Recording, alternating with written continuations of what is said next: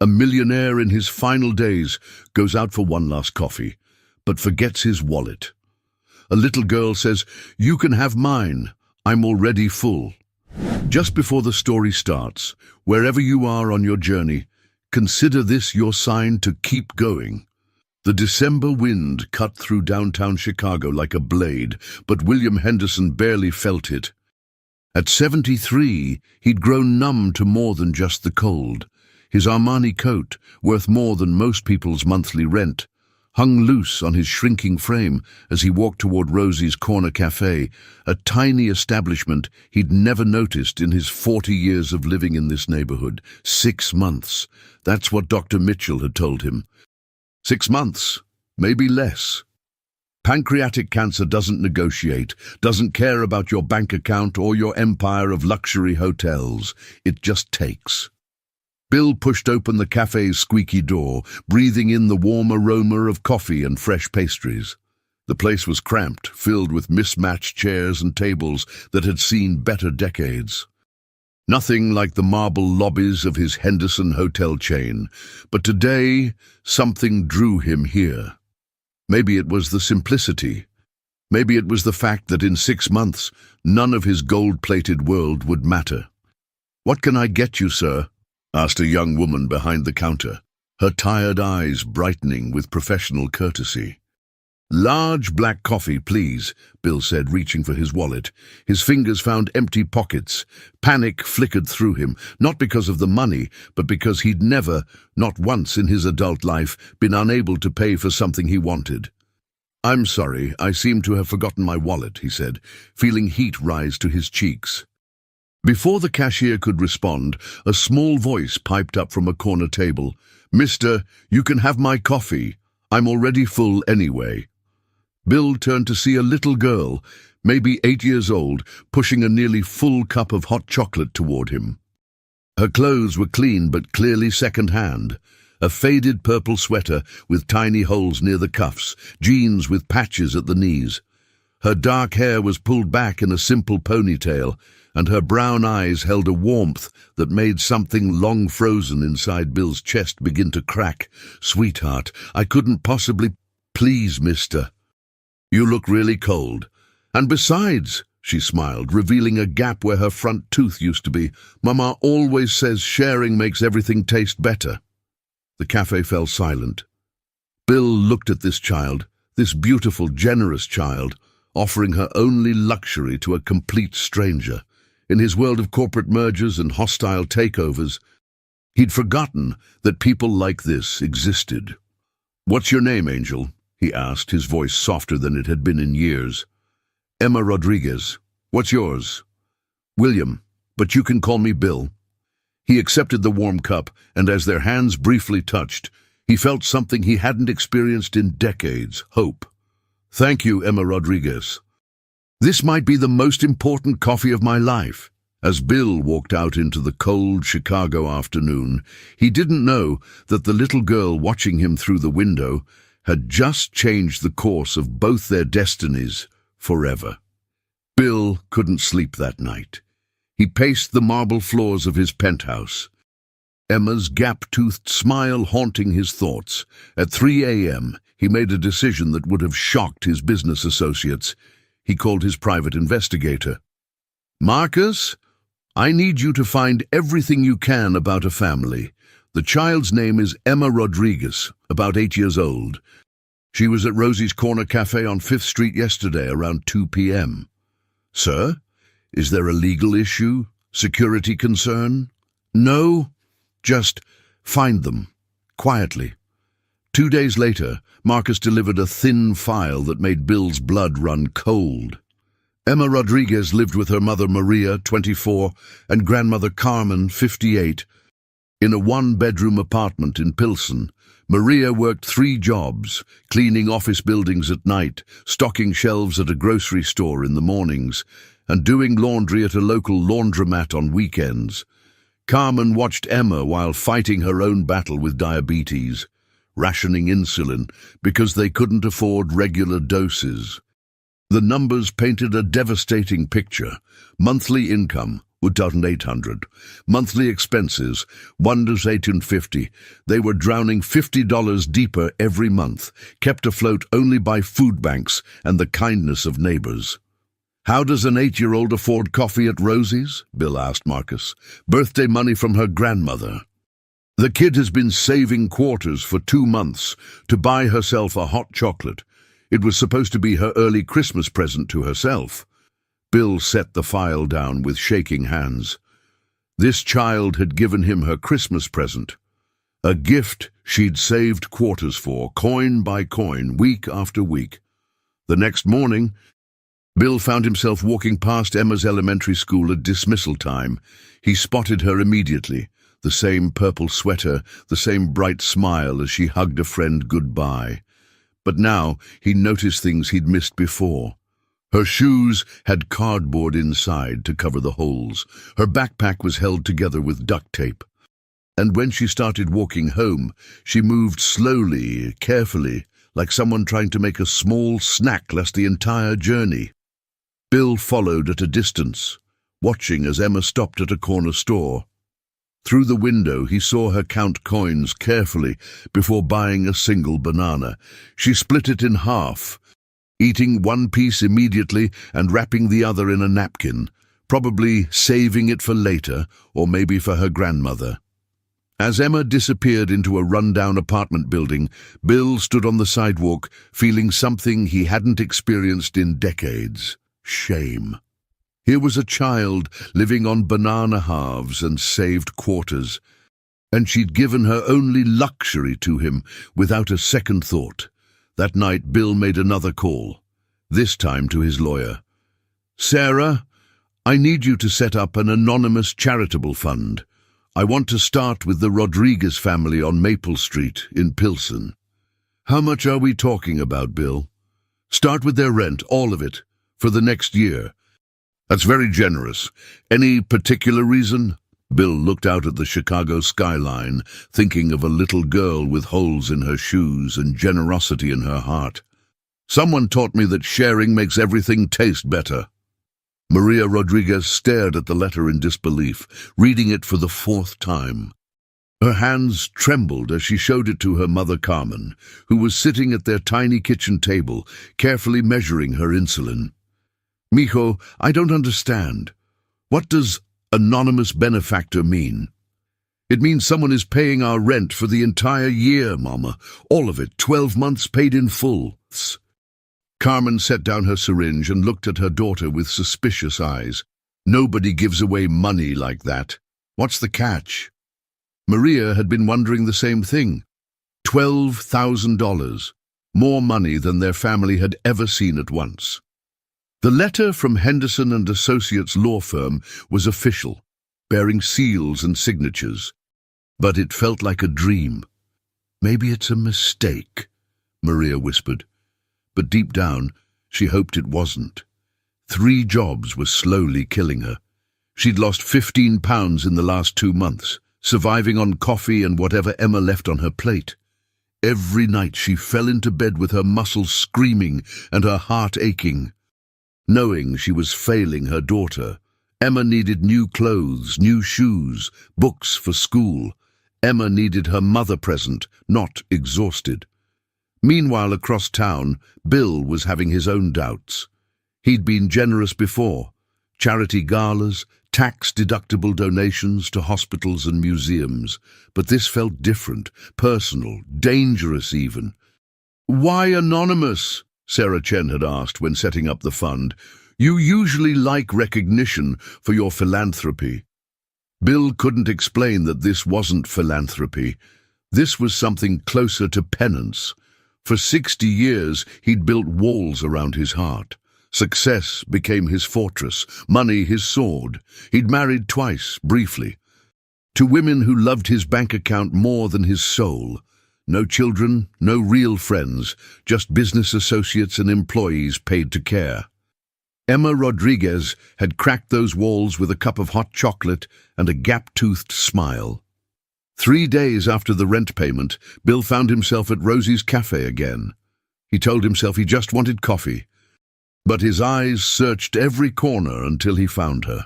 Emma sat at the same table, sharing a muffin with an elderly woman who looked exactly like her but 70 years older. That must be Carmen, he thought, watching the grandmother carefully break the muffin into equal pieces. Even in poverty, they shared everything. Emma suddenly looked up and spotted him, her face lit up like a Christmas tree. "Bill! Bill!" She jumped up and ran to him, wrapping her small arms around his waist in an unexpected hug. "I was hoping I'd see you again." The contact sent a shock through his system. When was the last time someone had hugged him without wanting something? When had anyone been genuinely happy to see him? "Hello, Emma. How are you doing?" "Really good. Mama got the best news ever. Someone is helping with our rent, so she doesn't have to work so much. She actually made me breakfast this morning instead of just leaving cereal on the counter, and Abuela can buy her medicine now." Bill's throat tightened.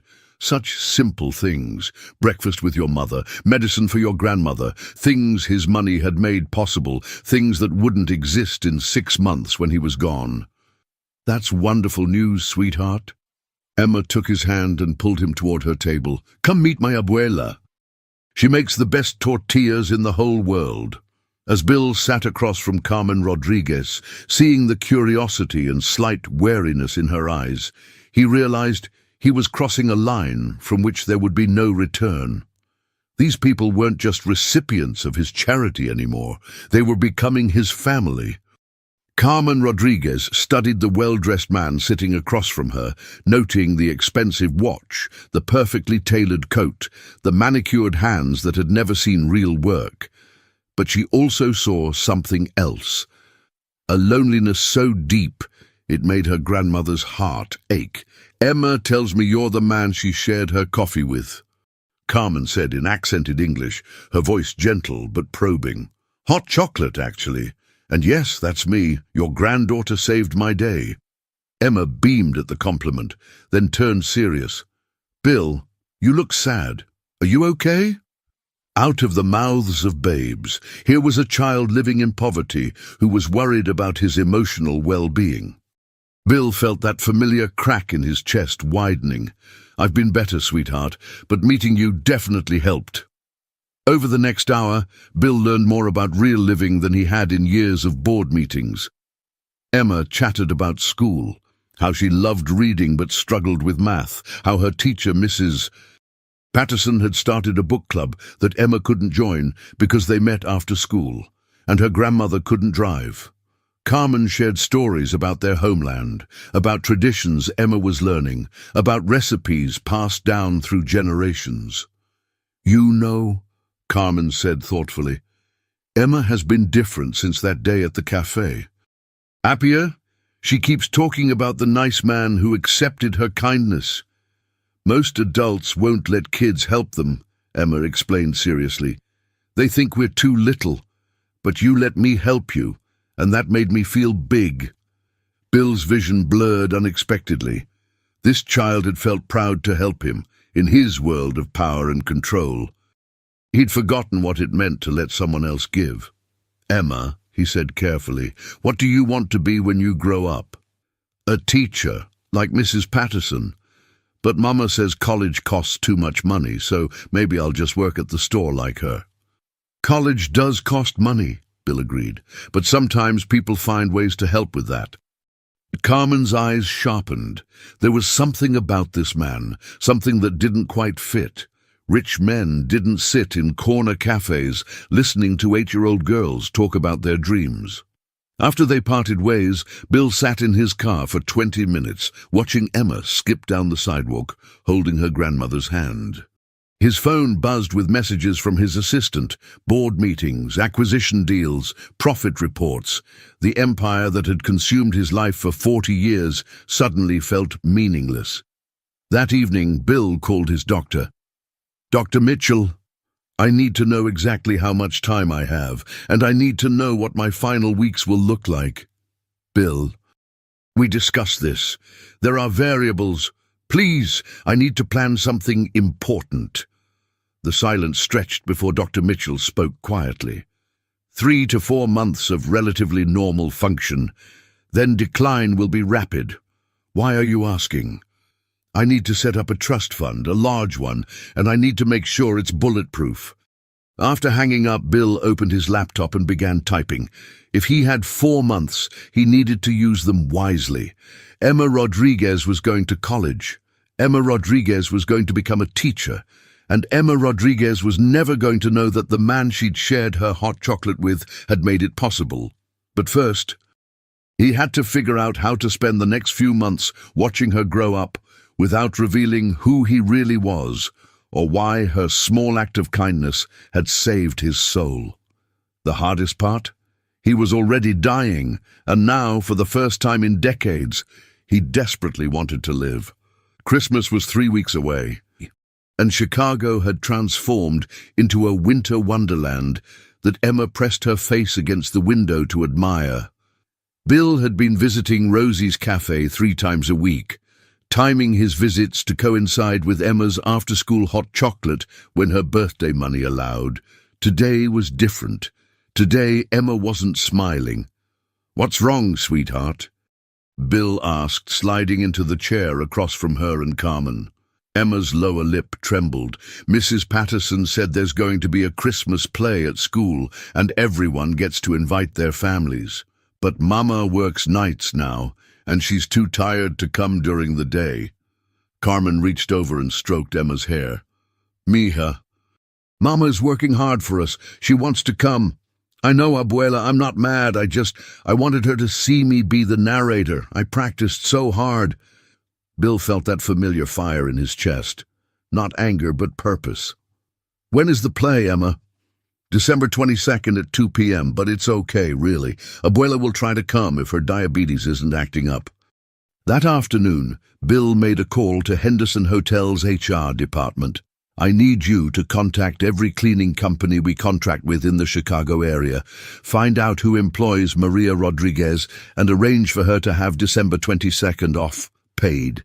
Tell them it's a special accommodation request and will cover any overtime costs for her replacement." "Sir, that seems like an unusual—" "Just do it." The next day, Maria Rodriguez received a call that left her speechless.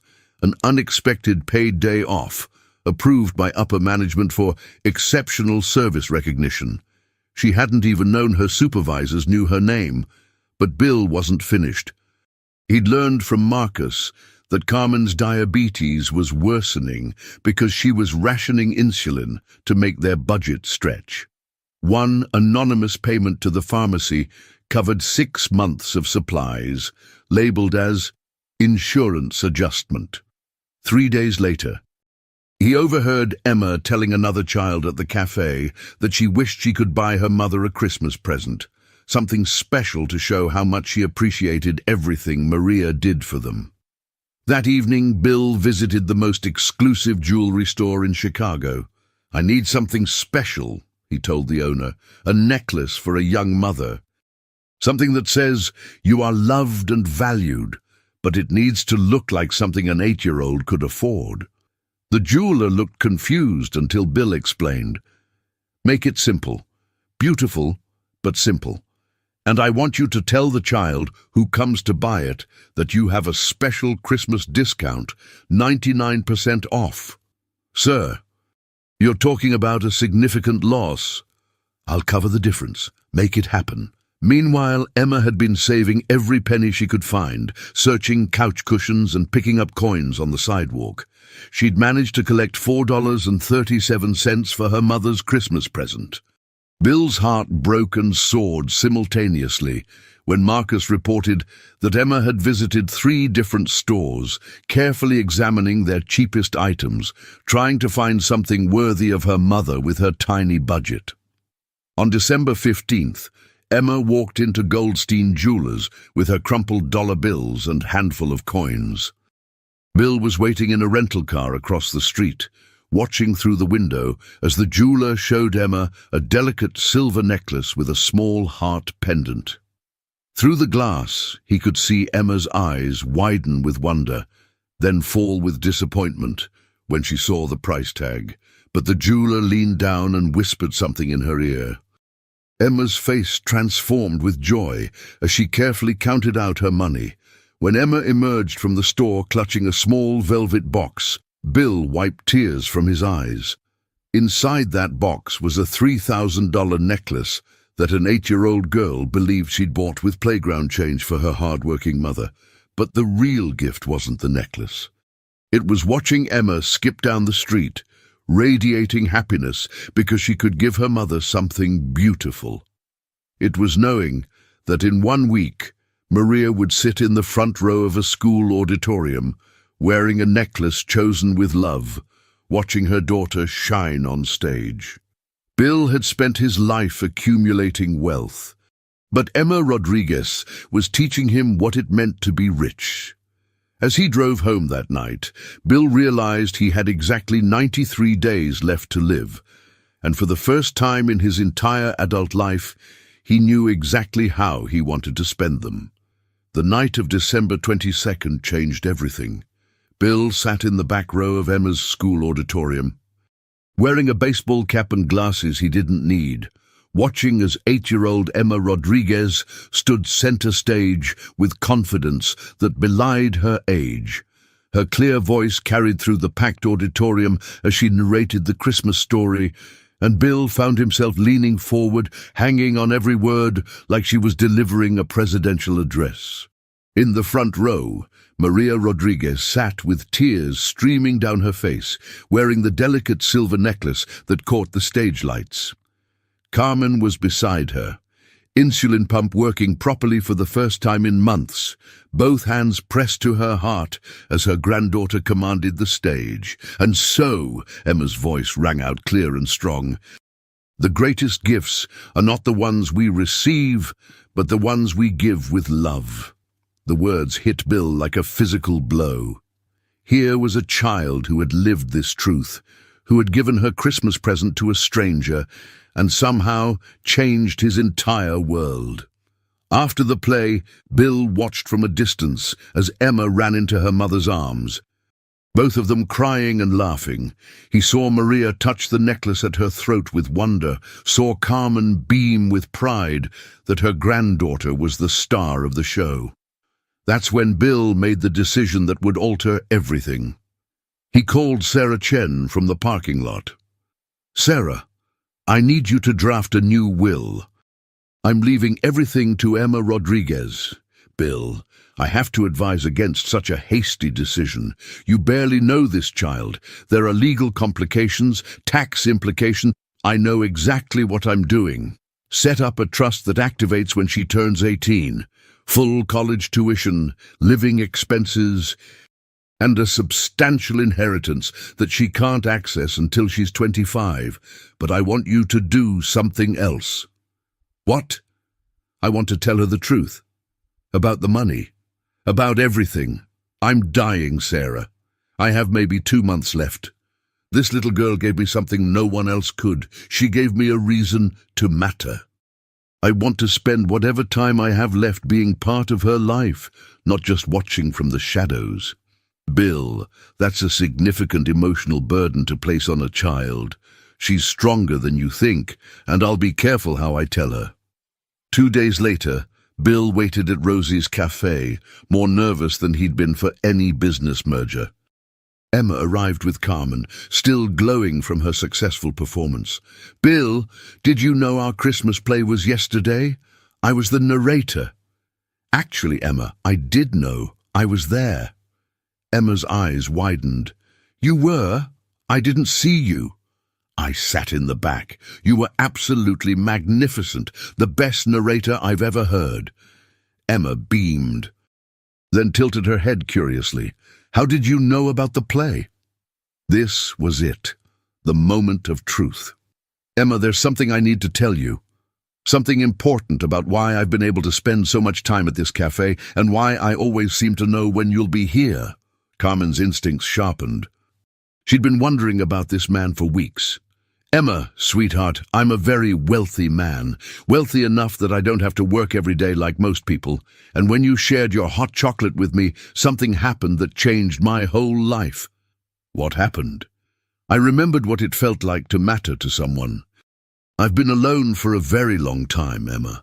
I don't have a family of my own, but you You made me feel like I belonged somewhere." Emma reached across the table and took his hand with the natural compassion of a child who understood loneliness. "You can belong with us, Bill. Right, Abuela?"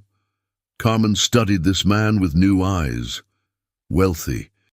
That explained the expensive clothes, the perfect posture, the way he never seemed worried about money, but it didn't explain the pain she saw in his eyes. "Emma is right," Carmen said softly. "But Bill, why are you telling us this now?" Bill looked at both of them, this generous child and her wise grandmother, and took a breath that would change all their lives forever. "Because I'm dying, and I want to spend whatever time I have left making sure Emma knows she's going to be okay. Better than okay. I want to make sure all of you are going to be okay." The cafe fell silent, except for the soft Christmas music playing overhead. Emma's hand tightened on his. "Are you very sick?" "Yes, sweetheart, very sick." "Then we need to take extra good care of you," Emma said with the matter-of-fact certainty of a child who had never known any response to crisis except love. And in that moment, Bill Henderson, who had built an empire worth hundreds of millions, who had commanded boardrooms and influenced politicians, broke down and cried in a Chicago cafe because an 8-year-old girl wanted to take care of him. Everything was about to change. The days following Bill's revelation transformed the rhythm of 3 lives in ways none of them could have predicted. Emma, with the resilient adaptability of childhood, simply absorbed this new reality and moved forward with characteristic determination. "If you're going to be sick, then you need to eat better," she announced the morning after their cafe conversation, standing in Bill's penthouse kitchen with her hands on her hips like a tiny general. "Abuela says sick people need soup, vegetables, and lots of love." Bill looked around his sterile marble palace, a space that had never heard a child's laughter or felt a family's warmth. Emma was studying his sub-zero refrigerator with the seriousness of a medical professional. "Bill, why don't you have any food? Just bottles and boxes and things that don't look like real food." She was right.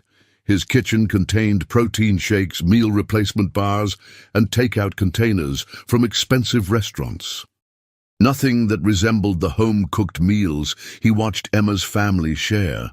"I've never really learned to cook for myself," he admitted. "Then it's good you have us now," Emma declared. "Mama knows how to make everything delicious, and Abuela can teach you. Cooking is like making love into food." That afternoon, Maria Rodriguez stood in Bill's kitchen, looking completely overwhelmed. Carmen had insisted she bring groceries and cook for the sick man who helped our Emma, but nothing had prepared her for this level of luxury. "Mr. Henderson, I don't know how to use any of these machines," Maria whispered, staring at appliances that cost more than her annual salary. "Please call me Bill, and honestly, I don't know how to use most of them either." For the next 3 hours, Bill's penthouse filled with something it had never contained: the sounds of a family. Emma sat at his dining table doing homework, while Maria and Carmen worked together to create magic from simple ingredients. The aroma of garlic, cumin, and slow-simmering chicken filled spaces that had only ever smelled of expensive cologne and emptiness. "This is how you make caldo de pollo," Carmen explained to Bill, showing him how to properly dice onions. "The secret is not just the ingredients, but the intention. You cook with love, and people taste the love." Bill found himself laughing, actually laughing, as he attempted to follow Carmen's instructions. His onions were crooked, his seasoning heavy-handed, but Emma cheered every small success like he was winning awards. "You're getting better, Bill. Soon you'll be able to make soup for yourself when we're not here." When we're not here. The words hit him harder than any cancer diagnosis. These people had walked into his life just as he was preparing to leave it.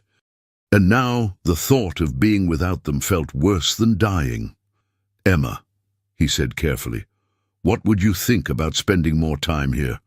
Your mama could use my kitchen whenever she wants, and there's plenty of space." Maria looked up sharply. She'd been wondering when this conversation would come. Rich men didn't cook with poor families without wanting something in return. "Mr. Henderson." "Bill, that's very generous, but I need to ask, what exactly do you want from us?" The question hung in the air like smoke. Bill set down his knife and looked directly at Maria with eyes that held decades of loneliness. "I want to matter to someone before I die. I want to know that my life made a difference beyond board meetings and profit margins. Emma shared her Christmas present with a stranger, and somehow that simple act of kindness saved my soul." He paused, choosing his words carefully. "I want to be part of a family for the first time in my life. Even if it's just for a few months, even if I don't deserve it." Carmen studied this broken man with grandmother's intuition. She saw past the expensive clothes and perfect posture to the scared, lonely boy underneath. "Mijo," she said softly, "family isn't about deserving. Family is about choosing to love someone and letting them love you back." Emma looked up from her homework with the matter-of-fact wisdom that only children possess. "Bill, you're already family. Family doesn't leave each other alone when someone is sick. That's just not how families work." That night, as Bill watched Emma fall asleep on his leather sofa while Maria and Carmen cleaned his kitchen, he realized that he had spent 73 years building walls around his heart, and an 8-year-old girl had demolished them all with hot chocolate and unconditional acceptance. For the first time since his diagnosis, Bill wasn't thinking about dying. He was thinking about living whatever days he had left, surrounded by the love he'd never known he needed. January brought Chicago's bitter cold and an unexpected complication that would test every relationship Bill had built. Emma caught pneumonia. It started as a simple cough during the first week back to school after winter break. By January 15th, she was burning with fever and struggling to breathe. Maria sat in the emergency room, holding her daughter's hand, watching numbers on a monitor that meant nothing to her but everything to the doctors. "Bilateral pneumonia," Dr. Sarah Kim explained gently. "We need to admit her for IV antibiotics. She's going to be fine. But recovery will take time." Bill arrived at Chicago Children's Hospital 20 minutes after Maria called him, having broken every speed limit between downtown and the medical center. He found Maria crying in the hallway while Carmen sat beside Emma's bed, singing softly in Spanish. "The insurance," Maria whispered to Bill. "They say it might not cover everything. The deductible alone is $3,000, and if she needs extended care." "Stop," Bill said firmly. "Don't worry about money. Not for 1 second. Bill, I can't let you—" "Yes, you can. This is what families do for each other." Within an hour, Bill had spoken to the hospital administrator, the insurance company, and Emma's medical team. Every bill would be covered, every treatment available. Money would never be a factor in Emma's care. But money couldn't fix everything. Emma spent 6 days in the hospital, and Bill was there for every single one. He read her stories when she was awake, held her hand when she cried, and slept in an uncomfortable chair because she said his presence made her feel safer. "Bill," Emma whispered on day 4, her voice hoarse from coughing, "are you going to die before I get better?" The question caught him off guard. In all his planning, he hadn't considered that Emma might worry about losing him while she was fighting her own battle. "No, sweetheart. I'm going to be here when you get better. I promise." "Good. Because I have something important to tell you when I'm not so tired." "What is it, Angel?" "It's a secret. A really good secret. But I have to be stronger before I can tell you." Emma fell asleep holding his hand, and Bill spent the night wondering what secret an 8-year-old could possibly have that required strength to share. On day 7, Emma was discharged with strict instructions for rest and follow-up care. Bill insisted they stay at his penthouse during her recovery. His building had a doctor on call, better air filtration, and space for everyone to be comfortable. Maria finally agreed, but only after Carmen pulled her aside and whispered something in rapid Spanish that made Maria's eyes fill with tears. "What did your mother say?" Bill asked later. "She said that sometimes angels come disguised as lonely rich men, and we should stop questioning God's methods." That evening, as Emma rested on Bill's couch wrapped in blankets, finally looking like herself again, she beckoned him closer. "Bill, I'm strong enough now. I can tell you my secret." "I'm listening, sweetheart." Emma's eyes grew serious beyond her years. "I know you're really sick, sicker than you told us. I heard the doctors talking when you didn't think I was awake." Bill's heart stopped. "Emma, and I know you're scared about what will happen to us when you're gone. I can see it in your eyes sometimes." The child's perception was devastating in its accuracy. "But here's my secret, Bill. I'm not sad that you're dying. I'm happy that you're living, really living for the first time. Mama says she can see it in how you smile now. And Abuela says your spirit was sleeping before, but now it's awake." Emma took his hand with her small fingers. "So my secret is this. I'm not going to be sad when you go to heaven. I'm going to be grateful that heaven sent you to us first, even if it was just for a little while. And I'm going to make sure Mama and Abuela remember that too." Bill couldn't speak. This child, this magnificent child, was comforting him about his own death. She was taking care of his heart while he was supposed to be taking care of hers. "There's something else," Emma continued. "I think you need to know that we're going to be okay, really okay, because you taught us that we deserve good things, and now we believe it." As Bill held Emma that night, listening to her breathing grow stronger with each hour, he realized that she had given him something more precious than his money could ever buy. The gift of dying without regret. But Emma's recovery had also revealed something else, something that would change everything in ways none of them could imagine.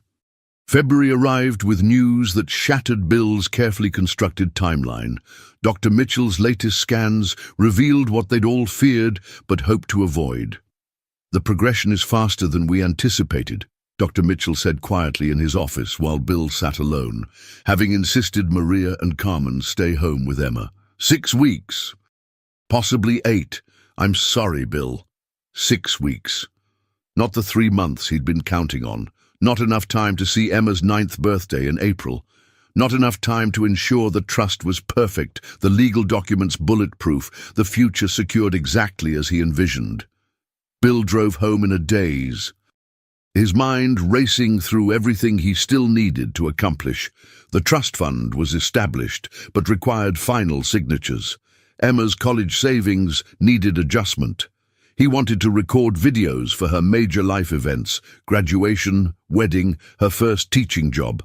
Most importantly, he needed to find a way to tell her the complete truth about what he was leaving behind. When he walked into his penthouse, he found Emma and Maria in his study, carefully organizing a photo album they'd been creating together. Pictures of their time together over the past 2 months. Emma cooking in his kitchen, all of them at Navy Pier. Christmas morning, when they'd brought gifts to his empty apartment and filled it with laughter. "Bill!" Emma jumped up and hugged him. "Look what we made. It's our family book, so when you're in heaven you can show everyone the family you had on earth." The innocence of her words broke something inside him. Emma still believed he would simply transition peacefully to some better place. She didn't know about the pain that was coming, the way cancer would steal his dignity before it stole his life. "Emma, sweetheart, we need to talk about something important." Maria looked up from the photo album, immediately sensing the shift in his tone. "Is everything okay?" she asked. "I saw Dr. Mitchell today. Things are progressing faster than we hoped." Emma tilted her head with the curiosity of a child trying to understand adult euphemisms. "What does that mean exactly?" Bill knelt down to her level, taking her hands in his. At 8 years old, she deserved honesty wrapped in gentleness. "It means I don't have as much time as we thought. Maybe 6 more weeks to spend together. Emma's face cycled through confusion, understanding, and finally a determination that took his breath away. "Then we need to make them the best 6 weeks ever," she declared. "We can't waste time being sad about later when we could be happy about now." Maria wiped tears from her eyes. "Emma, it's okay to feel sad about this. I know, Mama, and I will be sad later. But right now, Bill is here and we love him, and he loves us. So right now should be about love, not sadness." That evening, Emma presented Bill with a list she'd written in her careful third-grade handwriting. Things Bill needs to do before heaven. 1. Learn to make Abuela's famous enchiladas. 2. Go ice skating, even if he falls down. 3. See my school and meet Mrs. Patterson. 4. Have a sleepover with movies and popcorn. 5. Help me pick out Mama's birthday present. 6.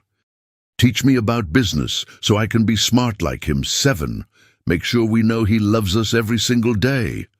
Bill read the list through tears, marveling at how a child could distill the complexity of dying into simple, achievable goals focused entirely on love and connection. "There's one more thing I need to add to this list," he said. "What?" "I need to tell you about something very important that I'm leaving for you, something that will help take care of you and your mama and abuela for your whole lives." Emma looked puzzled. "What kind of something?" "The kind of something that means you'll never have to worry about money again. The kind of something that means you can go to any college you want, and your mama won't have to work 3 jobs, and your abuela can have all the medicine she needs." Maria's eyes widened. "Bill, what are you saying?" "I'm saying that everything I own, everything I've built in my life, is going to belong to Emma when she grows up. I'm leaving her my entire fortune."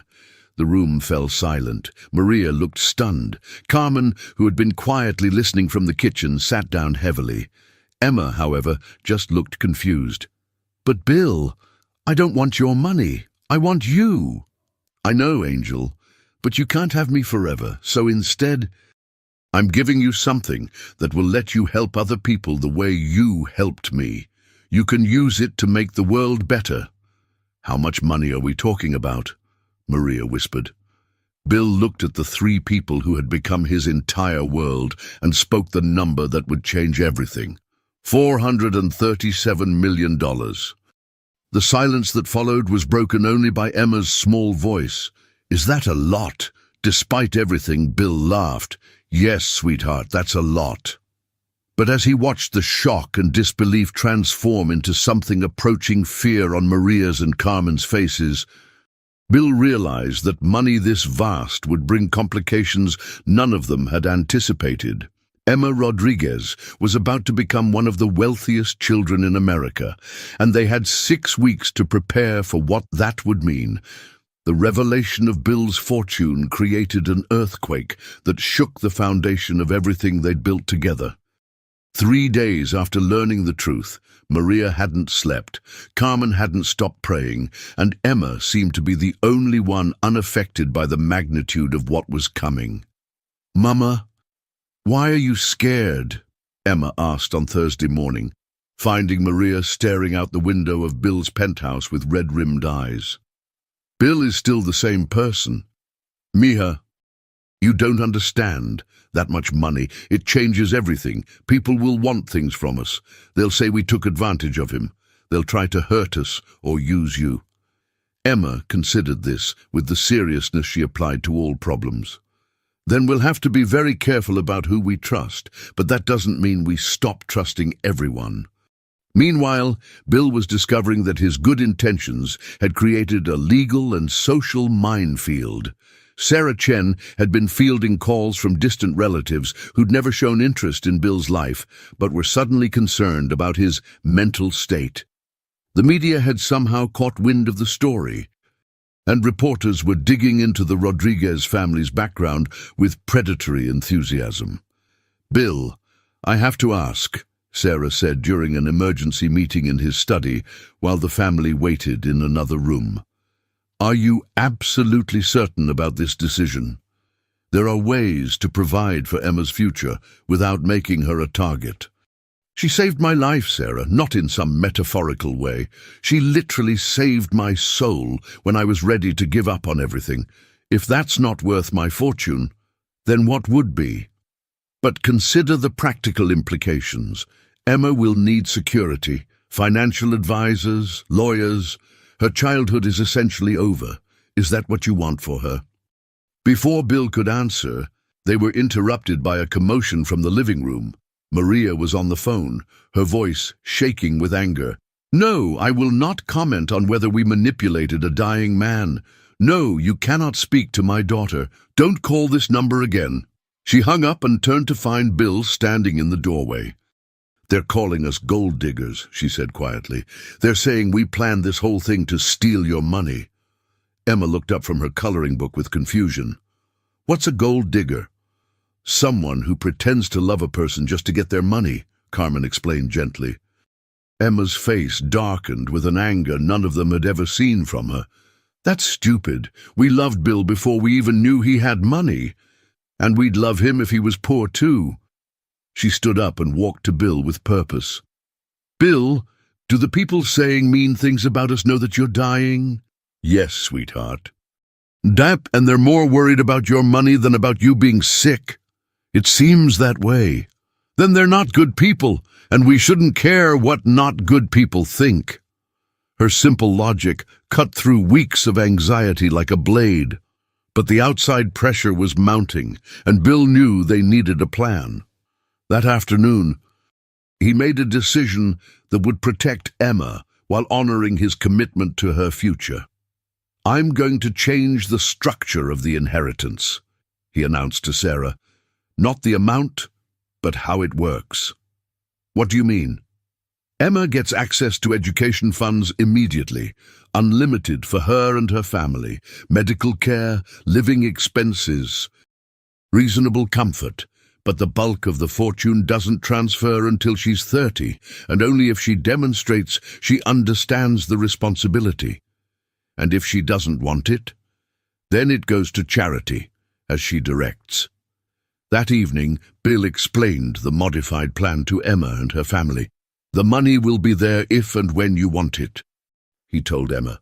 "But you'll have 15 years after you turn 18 to decide if you want that responsibility. You can live a normal life, become a teacher like you want, and never touch it if that makes you happier." Emma nodded thoughtfully. "And if I do want it, I can use it to help people." "That's exactly what I hope you'll do." "Then that sounds perfect. But Bill, there's something I need you to know." "What's that, Angel?" "Even if you weren't giving us anything, even if you were poor like us, these would still be the best weeks of my whole life, because I finally have a grandpa." The word hit Bill like lightning. Grandpa. In all his planning and legal maneuvering, he'd missed the most important truth. Emma didn't see him as a benefactor or a dying billionaire. She saw him as family. "I've never been anyone's grandpa before," he said softly. "Well, you're really good at it. The best grandpa ever." As Bill tucked Emma into bed that night in the guest room that had become hers, she made one final request. "Grandpa Bill, will you tell me a story about when you were little? Not a made-up story, a real one."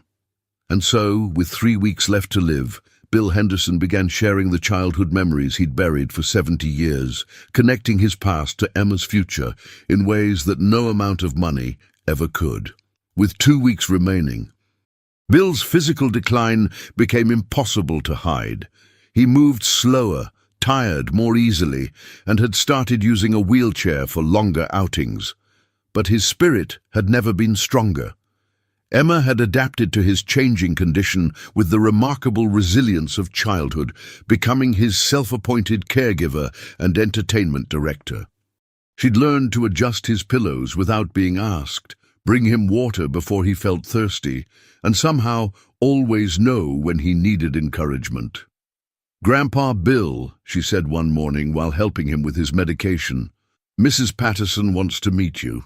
She says any man who makes a student as happy as you make me must be pretty special. That afternoon, Bill visited Emma's elementary school for the first time. Watching Emma light up as she introduced him to her teacher and friends gave him a joy he couldn't have imagined. She proudly showed him her artwork hanging in the hallway, her reading corner in the classroom, the playground where she spent recess. "This is my Grandpa Bill," she told everyone they met. "He's really sick, but he's the best grandpa in the world." Mrs. Patterson pulled Bill aside after the visit. "I don't know your full story," she said quietly, "but I want you to know that Emma talks about you every day. She's grown more confident, more excited about learning, more caring toward other students. Whatever you've brought into her life, it's made her shine brighter." That evening, Bill made his final video recordings, messages for Emma's future birthdays, graduation, wedding day, and the day she became a teacher. Each recording was brief, but filled with love and pride for the woman she would become. "Happy 18th birthday, my dear Emma," he said to the camera. "By now you know that life is both harder and more beautiful than an 8-year-old could understand. I hope you've stayed kind. I hope you've stayed generous. And I hope you remember that an old man's greatest gift wasn't money. It was getting to love you." The next day brought unexpected visitors. Bill's estranged nephew David and his wife Jennifer arrived at the penthouse demanding a meeting. "Uncle Bill, we need to discuss this situation," David said, eyeing Emma and her family with barely concealed hostility. "You're clearly not thinking rationally. This child and her family have obviously manipulated you during a vulnerable time." Emma, who had been coloring quietly at the kitchen table, looked up with interest rather than fear. "Are you Bill's family?" she asked David politely. "I'm his nephew, his only real family." "That's nice. It's good that Bill has more family. Do you visit him a lot?" David's face reddened. "That's not the point. The point is—" "The point," Bill interrupted, his voice carrying an authority that had commanded boardrooms for decades, "is that you haven't spoken to me in 5 years until you heard about my will. Emma visits me every day. She reads to me, cooks with me, and makes me laugh.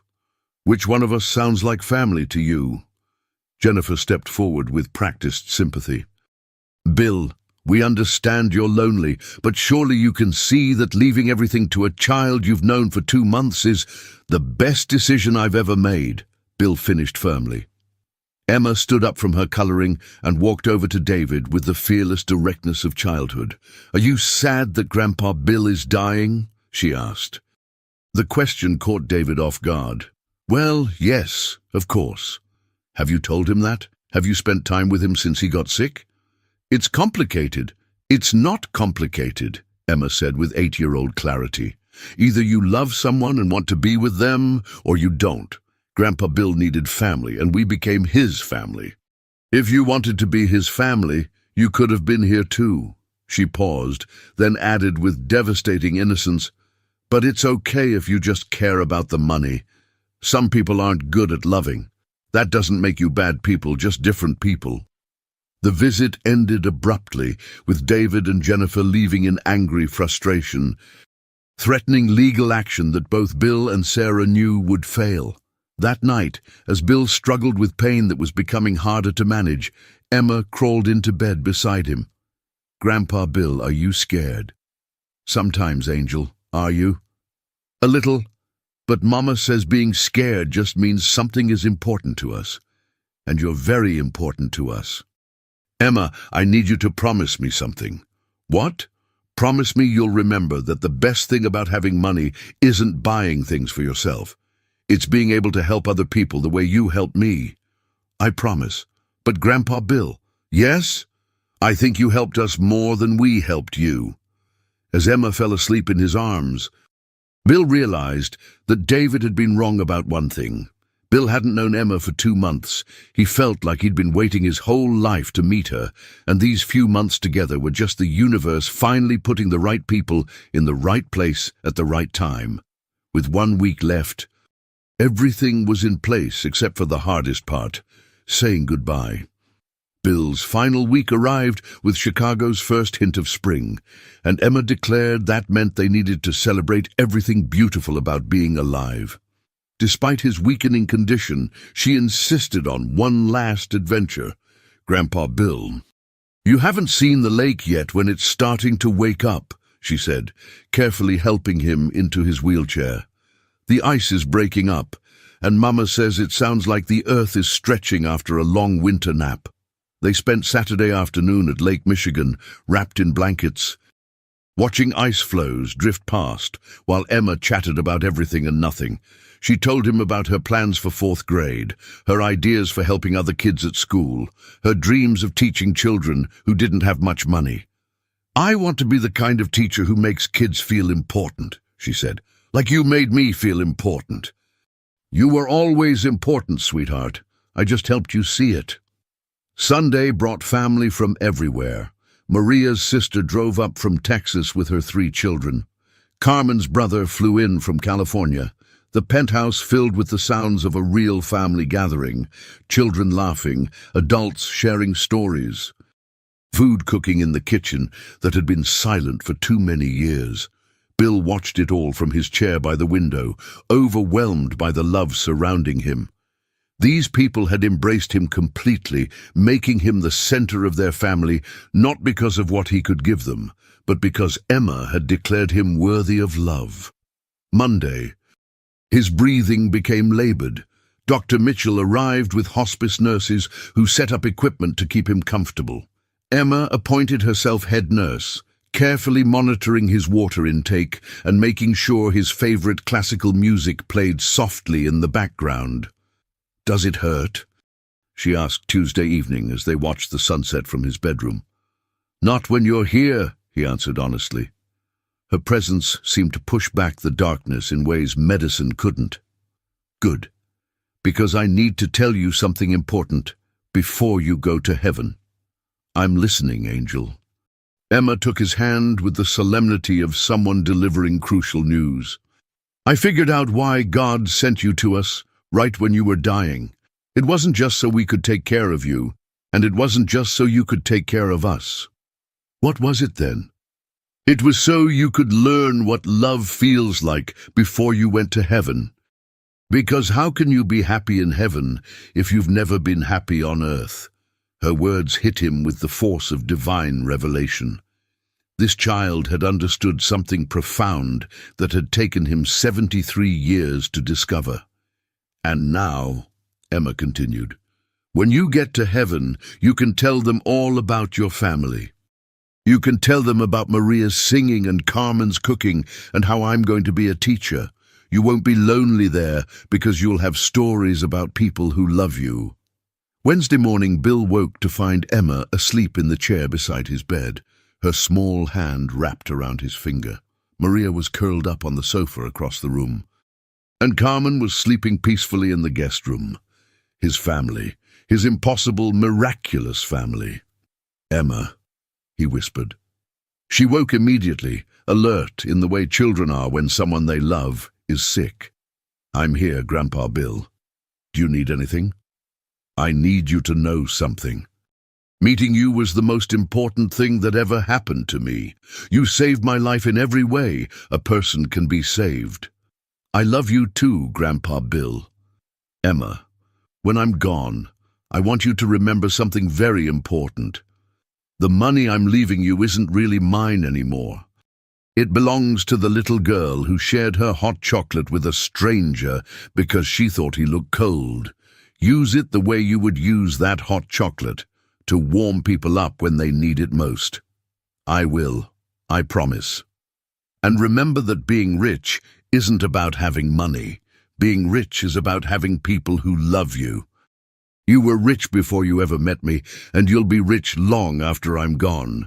Emma nodded seriously, then smiled with the radiance that had first captured his heart. "Grandpa Bill, I'm not going to say goodbye because I don't think this is really goodbye. I think this is just see you later." Thursday evening. As Chicago's lights twinkled beyond his window and his breathing grew shallow, Bill was surrounded by love. Maria held one hand while Emma held the other. Carmen sang softly in Spanish. The hospice nurse monitored his comfort with gentle efficiency. "Tell me the story about the hot chocolate again," Emma whispered. So Bill told it one last time, the story of a dying man who forgot his wallet and discovered that the richest thing in the world was an 8-year-old girl's generosity.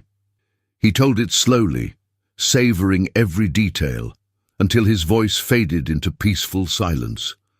Emma felt his hand relax in hers and knew he was gone. But instead of crying, she smiled. "See you later, Grandpa Bill. Thank you for teaching me that sharing makes everything taste better." William Henderson died as he had never lived before, surrounded by family, filled with love, and certain that his life had mattered. An 8-year-old girl's cup of hot chocolate had led him home to a family he never knew he needed, and her inheritance would allow her to spend a lifetime sharing that same transformative kindness with the world. The little girl who had given away her Christmas present to a stranger had received in return something no money could buy: the knowledge that love multiplies when it's shared, and that sometimes the greatest gifts come in the smallest packages. Emma Rodriguez would indeed become a teacher, and much later, when she was ready, she would use Bill Henderson's fortune to build schools for children who needed hope, proving that the circle of generosity that began with a cup of hot chocolate could grow to embrace the world.